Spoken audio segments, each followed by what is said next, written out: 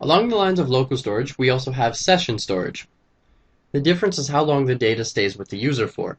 Local storage, the data stays alive until a script from the same website destroys it or the user clears their cache. Session storage, however, stays alive until the window is closed. To tell if a user can use session storage, use the same code as local storage. Again, we would just run the script and it would alert us if we are accepted or not accepted. Now if you run that and you are accepted, then you can use the session storage too. To store data in a user session, we use the following code. Session storage, with a capital S in storage, dot variable name, and then our value. And to access it, it's just like local storage. But instead of local storage.myname, we use session storage.myname. Session storage and local storage are the same for storing data, but session is much more temporary. Try this. Add this code to a new HTML page and click the button that appears. Once you've clicked the button a few times, refresh the page, which is typically your F5 button, then close the window and reopen it. Notice what happens. The script will actually guide you along, and so you don't have to read step by step.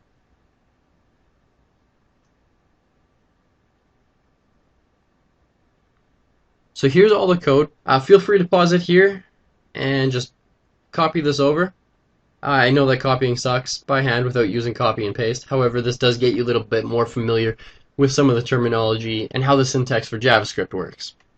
We have a script, close a script. We have a function, we named it counter.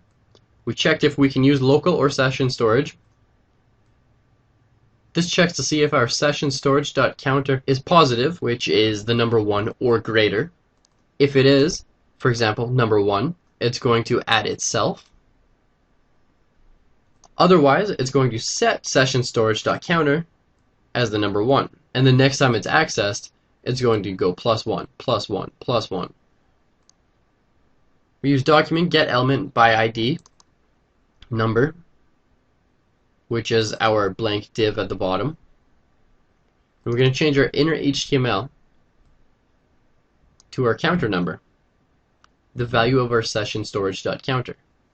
This you don't really need to know. This is just kind of to guide you along with the example while you're actually using the script in your own page.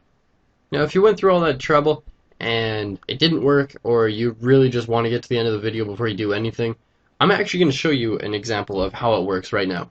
So this is our example page. This is the script that we used from here. Now, if I click add another one, add another one, add another one, right?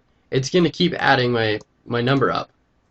So it's going to go 4, 5, 6, 7, 8. If I refresh the page, which I'm just going to hit F5, well, nothing's going to show up. However, it remembered that I was at number 8 and is going to go up to number 9, number 10, number 11, etc., etc. Now, you won't be able to see this from the recording, but I'm going to close this window. Alright, I closed it and I opened up a new one. That's the exact same page. And now what happens when I click add another one? It starts me off at 1 again, and then 2. And it has to start all over again. This is because when you close the window, as session storage, it is destroyed completely. However, if you just refresh it, then all your information is saved. And this is the opposite of local storage. With local storage, if you close the window and you came back to it at a later time, you can still access local storage.myname. Now remember that difference between local storage and session storage.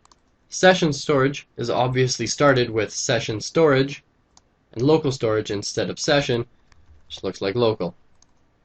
And that's everything for HTML5 storage.